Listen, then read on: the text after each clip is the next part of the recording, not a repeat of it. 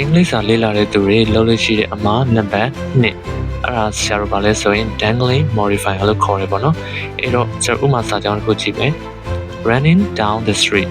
the dog was chased by the man ဟုတ်ပြီနော်လမ်းပေါ်ကိုပြေးထွက်ပြီးတော့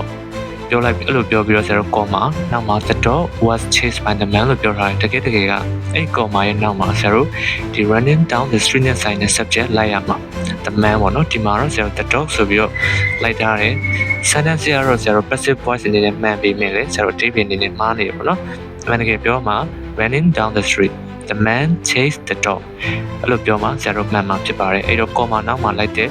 subject ဒီဆရာတို့ running down the street နဲ့ဆိုင်တဲ့ subject ဖြစ်ရမယ် okay the man ပေါ့နော်